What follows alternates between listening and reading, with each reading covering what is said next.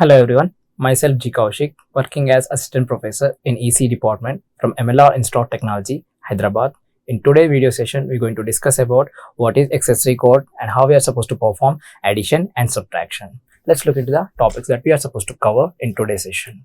Firstly, we will discuss about XS-3 code, how we are supposed to generate XS-3 code for the given BCD codes. Then we are talking about advantages and applications of the XS-3 code. Then afterwards, we're going to solve about a couple of problems depending on XS-3 code addition as well as XS-3 code subtraction. Let's look into the topic XS-3 code. If you look at the XS-3 code, the XS-3 code is also called as a non-weighted BCD code. We're calling this one as non-weighted BCD code because it doesn't have any kind of positional weightage. While we are writing XS-3 code, we are not following any positional weightage. That's why it is called as a non-weighted BCD code. And how we are supposed to generate the XS-3 code. XS-3 code can be generated depending on the BCD code, so called as 8421 code. 8421 code, that is a positional weightage. For that, you are supposed to add additional 0011. For each BCD code, you are supposed to add 0011 so that it can be converted into XS-3 code. For example, if you take initial value of the BCD, that is 000, all zeros, right? 4 zeros. For this, you are supposed to add additionally 0011. So the initial XS-3 code will be 0011, and whatever the values present before this. So before 0011, we do have three different codes. Those are like 000, 0001, 0010, and these three codes are considered to be invalid XS-3 code. And if you talk about the maximum possible value, for example, if it is 12, 1100, right? For that, if you are adding 0011, what is the value? 1111. This is the maximum possible a 4-digit binary code can be generated, right? In this case, for 12 itself, it is generating maximum 4-digit binary equivalent, right? So after this, we also have another three codes, which are 131101, and again 141110, and again 111. All these three codes are also considered to be invalid XS-3 codes. Totally, we are having 6 invalid codes. 6 invalid codes present in the XS-3 code, right? That's why we can able to use this XS-3 code also for error detection also. You can use this XS-3 code. Now, why we are calling this one as self-complementing code? Self-complementing code because, for example, if you are trying to find a 9th complement of BCD code, you don't need to perform all such kind of operation. Simply, you are supposed to invert all the bits. Then it is as equals to the 9th complement code. That's why you can call this one as a self-complementing code, right? And invalid codes we just now discussed, that is 6 invalid codes are present in the XS-3 code. Let's look into its advantages and applications. Advantage, we're calling this one as self-complementing nature. Just now we discussed that XS-3 code can also be called as a self-complementing code. Because of that, it might reduce some kind of arithmetic operation. It will reduce arithmetic operations. Okay, that is one of the advantage. Now it can also be used in case of error detection when it is capable of detecting invalid codes. So it can also be used in error detection purpose, right? So no need for any special sign bit. That means every XS-3 code doesn't need any kind of specific sign bit. We don't require to represent any kind of the value, plus whether it is positive number, whether it is negative number, it can be represented just like that. We don't need to mention any extra sign bit for that one. Okay, we're talking about simplified circuit design. Simplified circuit design means it will reduce circuit complexity. Like the way we mentioned, self-complementary nature, it is reducing 9's complement operation by simply inverting all the bits. In the same way, it is also reducing the subtraction operation. In that way, we can able to reduce our circuit complexity. Now, if you're looking at the applications, calculators and digital clocks, it can be used in the calculators and digital clocks. It can also be used in embedded systems also. It can also be used in embedded systems also. Now, logical circuitry. Why we are using in the logical circuitry? Just now we said that it is reducing the circuit complexity. So it can also be applicable in the logical circuitry, so that the power dissipation or delay may be reduced, right? And it also applicable for the data transmission. Just now we said that it is applicable for error detecting. It is applicable for error detecting. Further, if it is capable of error detecting, somewhat it is capable of correcting the errors also. So it can be used in the data transmission also. Now let's write the problem. First of all, represent both the numbers in XS-3 only, right? So 247.6, right? Representing, okay, let's perform the XS-3 addition for the following numbers: 247.6 and 359.4. Okay, so 247.6, so 247.6, and while you are representing in terms of the decimal, simply straightly add 3 to each digit, because 0011 is as equals to the 3 in terms of decimal. So 2 plus 3, it will be 5. Next, afterwards 4 plus 3, it will be 7. 7 plus 3, it will be 10. After that, it will be 6 plus 3, 9. Represent 10 as a, consider it as a single unit. While we are representing binary, it can be understandable. Okay, let's represent this value in binary value. So 5 will be 0101, and the 7 will be 0111, and the 10 will be 1010, and again 9 will be 1001. Okay, let's try to represent the other number, 359.4. That will be 3 plus 3, it will be 6. 3 plus 3, it will be 6. Next, 5 plus 3, it will be 8. Then 9 plus 3, it will be 12. Then 4 plus 3, it will be 7. Okay, then afterwards 6 can be represented in terms of binary, that is 0110. Then 8, here it is 8 can be represented as 1000. Then 12 can be represented as 110. Then 7 can be represented as 0111. Now let's perform the addition, actual binary addition. 1 plus 1, 0, 1 0, that is carry 1. 1 plus 1, again 1 0. 1 plus 1, 1 0. 1 plus 1, 1 0. Now look at this, it is generating the carry. That means for this respective group, you are supposed to add extra 0011. Now look at this, let's perform the actual binary. 0 plus 1, it will be 1 only. 1 plus 0, 1. 0 plus 1, again 1. 1 plus 1, 0. This group also generating the carry. 1 plus 1, 0. 1 plus 1, 1 0. 1 plus 1, 1 0. 1 plus 1, 1 0. 1 plus 1, 1 0. 1 plus 1, 1 0. 1 plus 1 plus 1, that is as equals to 1 1. 0 plus 0 plus 1, that is as equals to 1 1 0. All these groups are generating the carry except this specific group. So for this specific group, you are supposed to perform subtraction of 0011, and the remaining groups perform the addition with 0011. Okay, 0011, just like this. 0011. 0, this entire group value is as equals to 0, and this entire group as equals to 3. If you perform the addition, the value will be 0 plus 1, 1. 0 plus 1, 1 0 0, and this value will be, we are still performing the addition. 1 plus 1, 1 0. 1 plus 1 plus 1, that is 1. 1 plus 1, that is 0, and again 0 plus 0 plus 1, so it will be 1 1 0 1 0. The next addition, that will be 0 plus 1, 1. 0 plus 1, 1. 0 plus 0, 0. 0 plus 0, 0. 0 plus 1, sorry, we are supposed to perform the subtraction for this specific group, right? So 0 minus 1, it is not possible, so try to take a borrow value. Here if we take the borrow value 2, and from this we are supposed to take the borrow value again, that is 2. 2 minus 1, it will be 1. From this borrowed value, we already taken 1 unit as borrowed to the next digit, so the remaining value will be 1. So 1 minus 1, it is 0. For this one, we already used this 1 value as a borrowed, so in that case the remaining value will be 0. So 0 minus 0, 0. So 1 minus 0, it will be 1. 1 minus 0, it will be 1. In order to correct the result, you are supposed to subtract 0011 from all possible groups. All possible groups, you are supposed to perform subtraction with a value of 0011.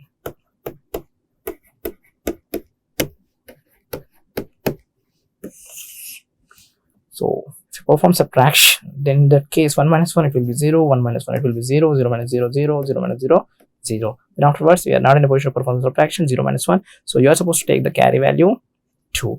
2 minus 1 it will be 1, so the remaining value here becomes 0. So in that it is actually 1, the remaining value becomes 0, so you are not in a position to perform the subtraction. So in that case what you're supposed to do, again you're supposed to borrow certain amount of value, right, 2 from the very next possible bit. So we borrowed it, here also it is not possible, so here it is 2. 2 minus 1 it will be 1, so the effective value at this value is 1. 1 minus 0 it will be 1. We already use this value as borrow, so the remaining value will be 0, so it is 0. Okay, now here subtraction, 1 minus 1 0, 1 minus 1 0, 0 minus 0 0, 0 minus 0 0, 1 minus 1 0. Here it is possible, but here it is not possible, so in that case borrow it again 2. Here it is 2 minus 1 1, 2 minus 1 1. Here the remaining effective value will be 2, as we already used 1 unit as a borrow, so the 1 minus 0 will be 1. Here this specific value is utilized for the borrow, so in that case it will be remained as a 0, so 0 minus 0 it will be 0. So if you write its decimal equivalent value, it will be like 607.0. Let's try to perform the actual addition. 247.6, 359.4, 6 plus 4 it will be 10, 9 plus 1 it will be 10, and 7 that is 17, 5 plus 4 9 plus 1 10, that is 0, 2 3 plus 2 plus 1, that is 607.0. Now you can compare both the values, right? Even after performing the XS-3 addition, still we are getting the same kind of result, hence the value can be correct, right? Now let's look into the XS-3 subtraction. XS-3 subtraction. Okay, how we are supposed to do? Just like the BCD subtraction, we are also having some basic set of rules in order to perform the XS-3 subtraction. Firstly, we need to focus on how we are supposed to write the given numbers. That means you are supposed to represent every given digit in terms of its equivalent XS-3 value, just like the BCD code plus 0011. Once you written, you are supposed to perform the subtraction operation starting from the LSB, starting from the least possible bit. You are supposed to perform the subtraction. Then afterwards, if it is borrowing some value from its next group, if it is borrowing, then perform the subtraction with a value of minus 0011. If it is borrowing from its next group, if it is not borrowing, then add that specific group to 0011 with an additional value. Okay, just keep remember these two values so that the operation will be very easy.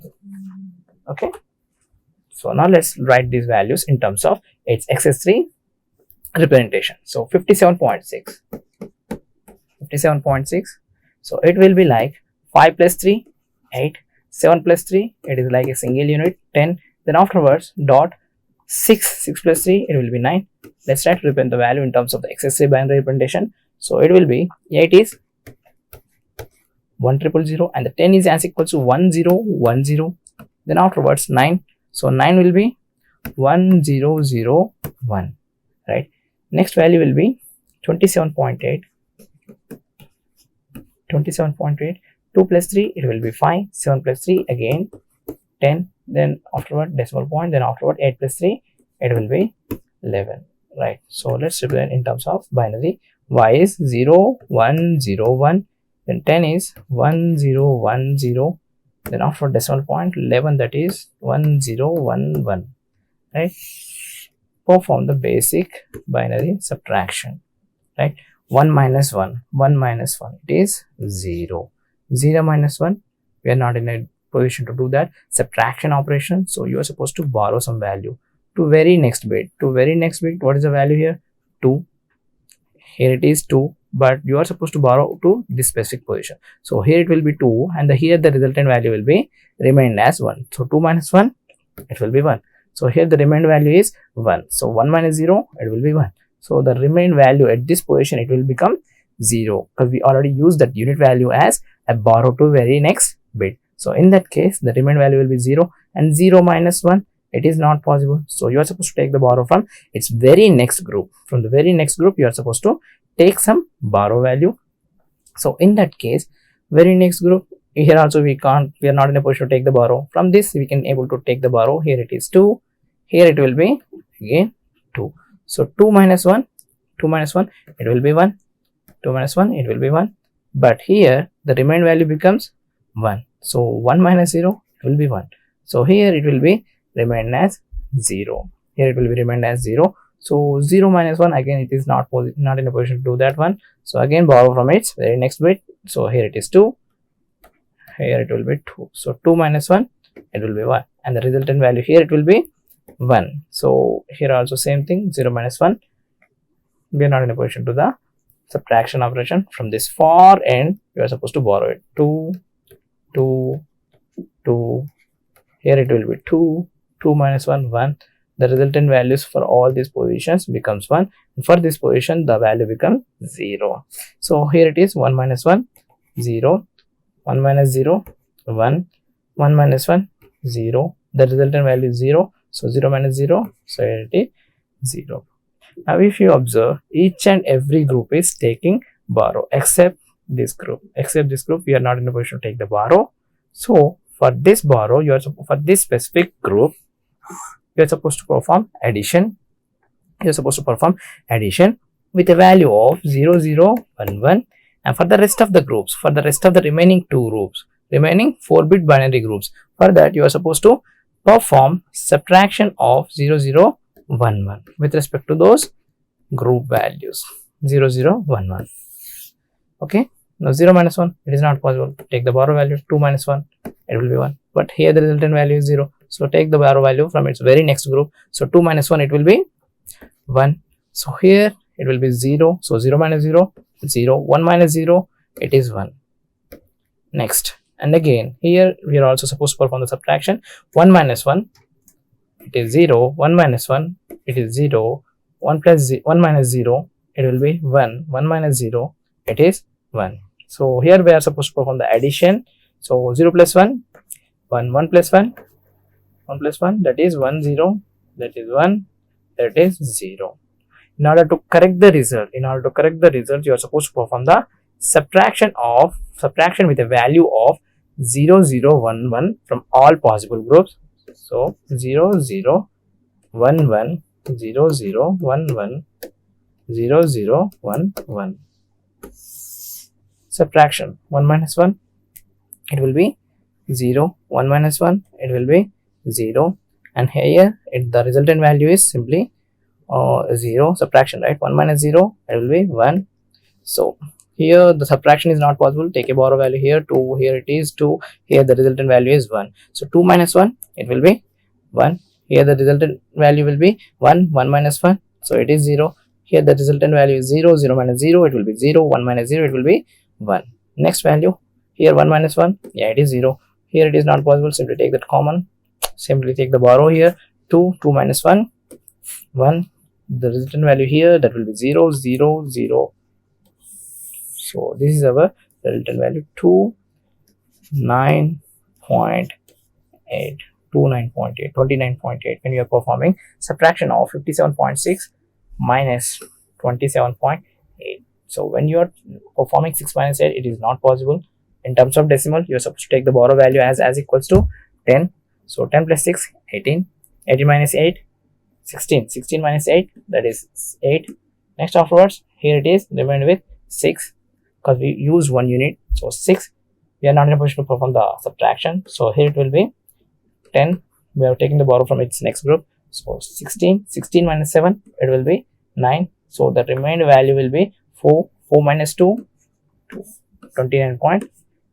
In this way, you can able to perform XS-3 subtraction using XS-3 subtraction can be done, and you can also compare the result just like that.